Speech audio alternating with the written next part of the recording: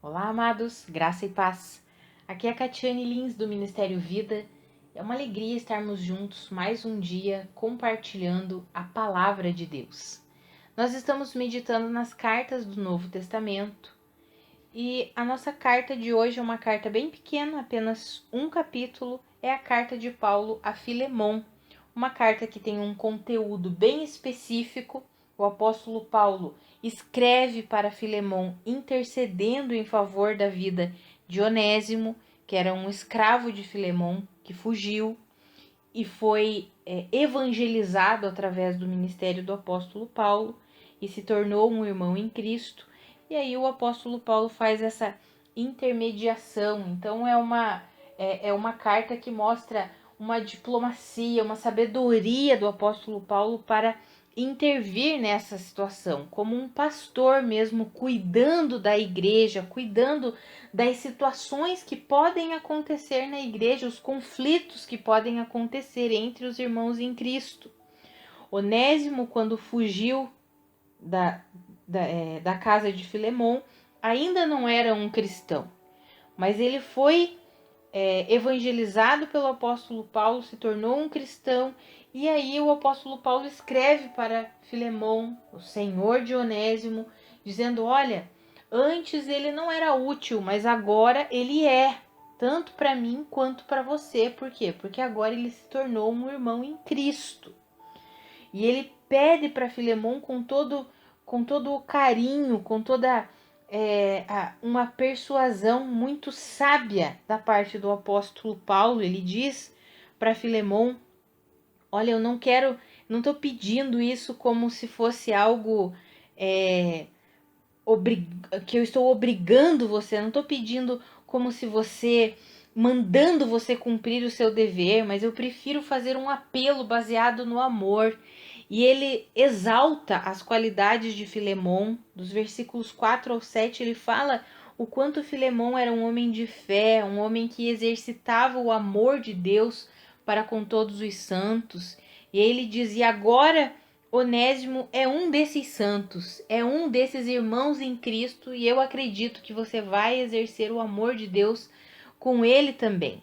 E aí o apóstolo Paulo faz todo esse pedido, e ali no versículo 17, eu quero ler com vocês o versículo 17, 18 e 19. Está escrito assim: assim, se você me considera companheiro na fé, receba-o como se estivesse recebendo a mim. Se ele o prejudicou em algo ou deve alguma coisa a você, ponha na minha conta. Eu, Paulo, escrevo de próprio punho. Eu pagarei, para não dizer que você deve a própria vida, que você me deve a própria vida. Ou seja, Filemon também havia sido evangelizado pelo apóstolo Paulo, pelo ministério do apóstolo Paulo. Ele foi gerado também pelo ministério do apóstolo Paulo, então por isso que ele diz assim, ó, não dizendo que você também me deve a própria vida, né? Porque você foi alcançado através do meu chamado, assim como Onésimo foi. Então eu quero que você receba ele como se você estivesse recebendo a mim, e se ele te deve alguma coisa, se ele causou algum dano, ponha na minha conta, eu mesmo pagarei isso. Então o apóstolo Paulo exerce toda uma sabedoria do Senhor para fazer essa reconciliação entre um senhor e um escravo, mas que agora eram irmãos em Cristo. Eu acho essa carta bem interessante, nós podemos fazer algumas analogias, é como se fosse uma parábola a respeito da salvação da humanidade. O ser humano, ele não somente fugiu de Deus, assim como aconteceu ali com Onésimo, que fugiu do seu senhor Filemon, mas o ser humano acabou se tornando o quê? Inútil, assim como o apóstolo Paulo fala a respeito de Onésimo. Olha, Filemon, antes ele era inútil para você, só que agora que ele se tornou um irmão em Cristo, ele é útil. Quando nós fazemos uma analogia com a salvação que há em Cristo Jesus, nós podemos comparar Onésimo como sendo a humanidade caída, que se separou de Deus, que preferiu a oferta da serpente, acabou caindo, se separando, né, fugindo de Deus.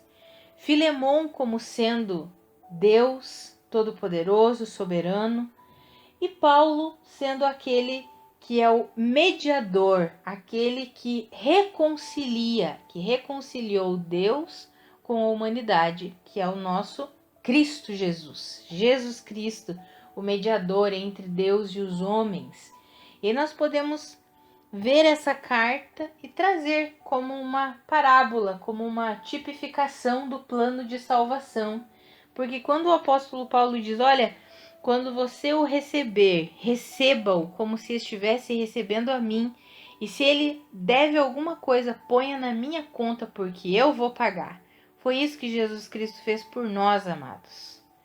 Quando Deus olha para nós e nos recebe, é como se ele estivesse recebendo a Cristo Jesus. Por quê? Porque ele nos vê através do sangue de Cristo Jesus. E tudo aquilo que nós devíamos, Jesus Cristo pagou por meio da sua obra. Então é uma carta extraordinária que, além de mostrar a sabedoria de um pastor para reconciliar dois irmãos em Cristo, ele ainda essa carta ainda é uma tipificação, uma analogia, uma parábola a respeito do plano de salvação para a humanidade. Então, quando nós lemos, nós podemos meditar no plano de salvação de Deus para conosco e também podemos aprender a respeito como um pastor pode ser sábio para reconciliar esses dois irmãos.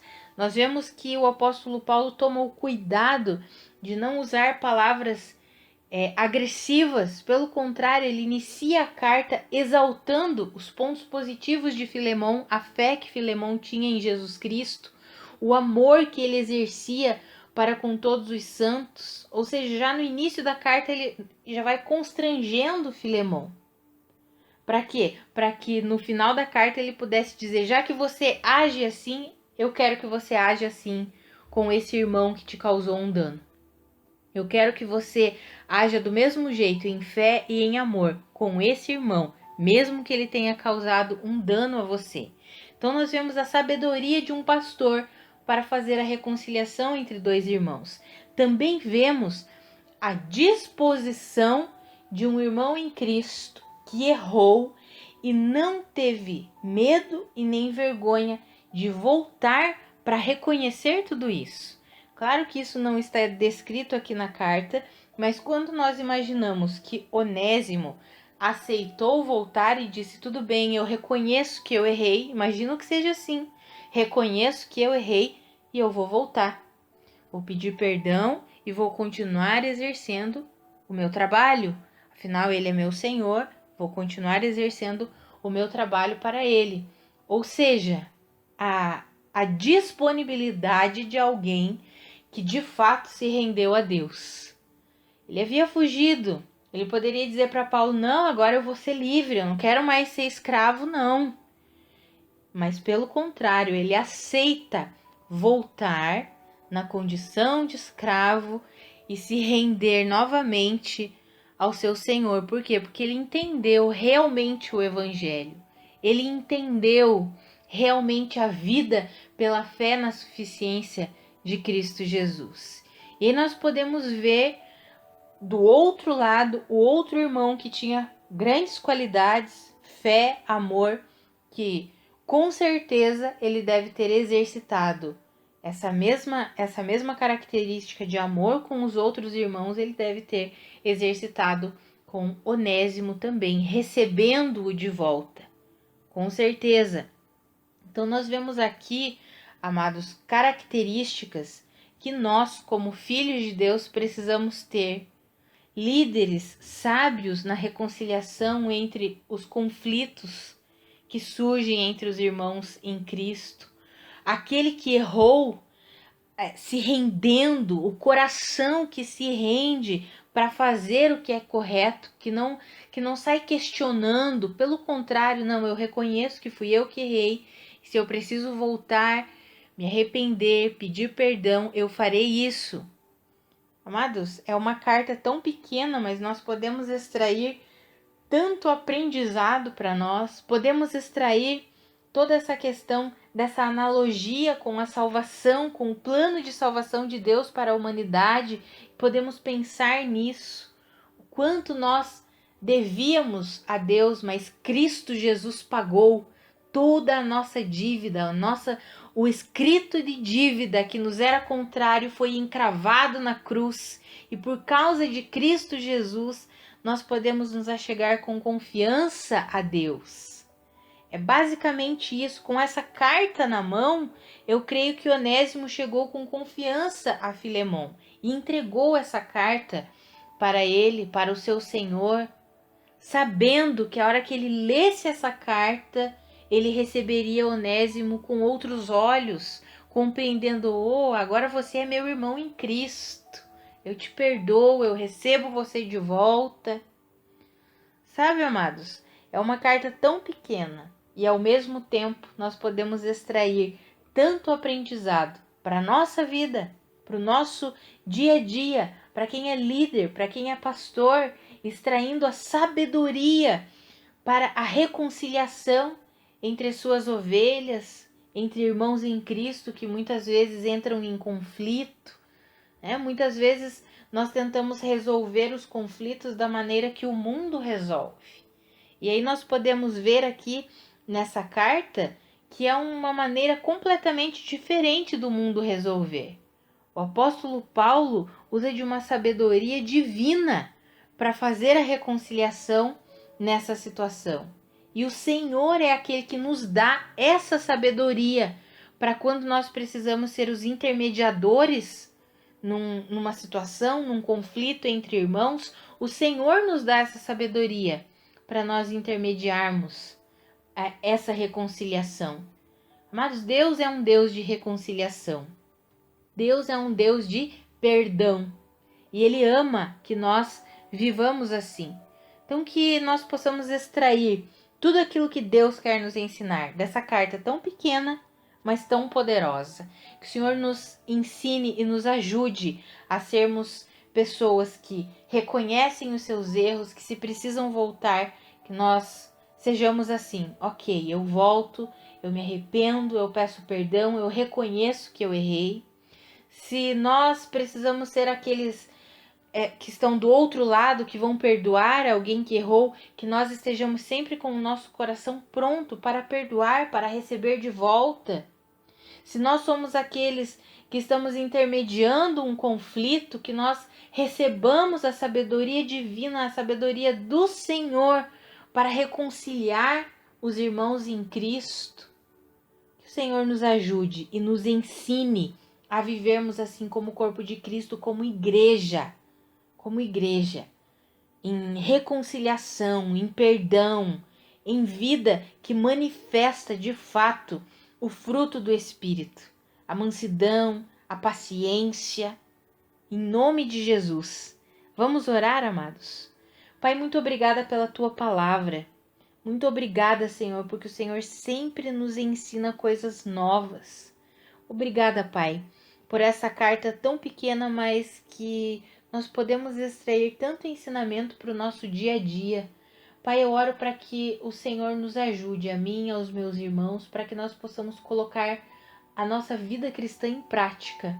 Que nós possamos reconhecer os nossos erros quando for necessário, que nós possamos pedir perdão quando for necessário, que nós possamos sempre estar com o coração aberto para liberar perdão quando necessário. Ah, Senhor, que quando surgir os conflitos, que nós possamos ser aqueles os intermediadores com a sabedoria do Senhor para reconciliação, como pacificadores.